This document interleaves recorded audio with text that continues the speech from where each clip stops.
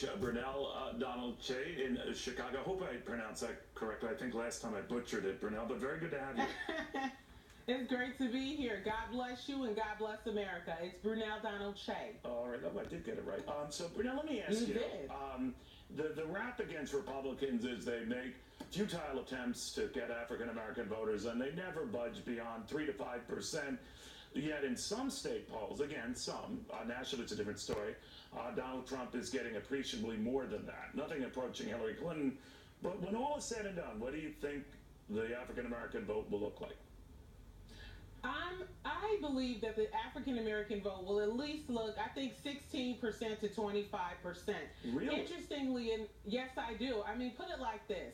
Donald Trump is saying, and he said this in North Carolina in his new deal to African-Americans, the contracts with African-Americans, he said, look, I'm not going to entertain you, but what I will do is put $100 billion into the inner cities in the net for over an 8-year period, and then I'm also going to tack on school choice so that all Americans, whether you're black, white, Hispanic, Arab, will have a shot at the American dream of having a great education.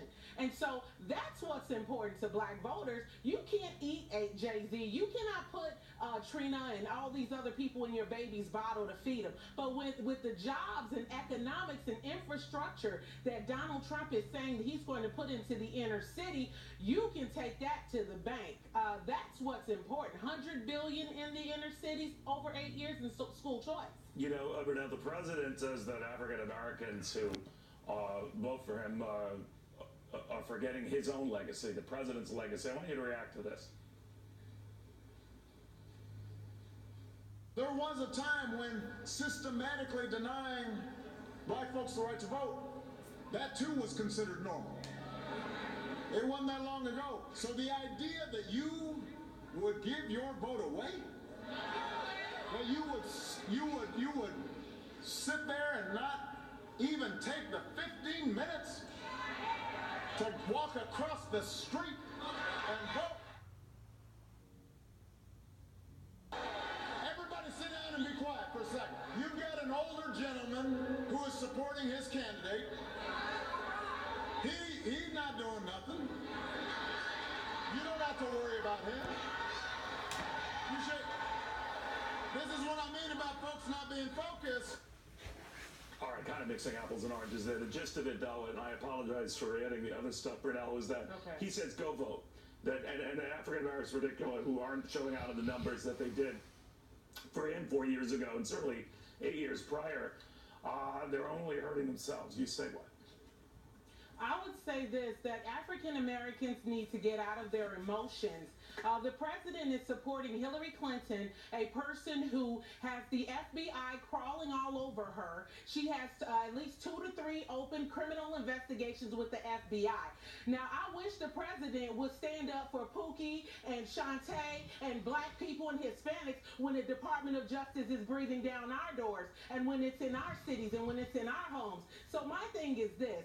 You've got to think about what they're going to say, anything to get your vote. That's what the Democratic Party does. They come in, they shuck and jive, they dance, they put on any winning performances, and then they don't do anything in the community. Donald Trump is saying $100 billion to inner cities over 8 years. One of the things I'm hearing in the president's message to African Americans, not only that they could be wasting their vote by not voting, some of the double negative there, but that you're really wasting it if you go for Trump. So how do you, when you go back to African Americans, explain to them, well, on this, the president's wrong? What do you say? What I would say is this. I challenge my African Americans and Latino Americans. Go into your inner cities. If you really want to know what the president has done in the last 4 to 8 years for inner city blacks and Hispanics, go into your inner cities. Look your fellow Americans in the eyes who are hopeless and hurting and crying and feel left behind. If you believe your fellow American deserves to live like that another 4 to 8 years under Hillary Clinton, who is under federal investigation, then you vote for Hillary. But if you believe that your fellow American deserves the right to the American dream, they deserve the right to that $100 billion over the next 8 years, they deserve the right to be treated better than second-class citizens in their own country. Get out of your emotions. Vote for your fellow American to have jobs and better education and a bite at the American dream. Don't fall for the Emmy-winning and Oscar performances.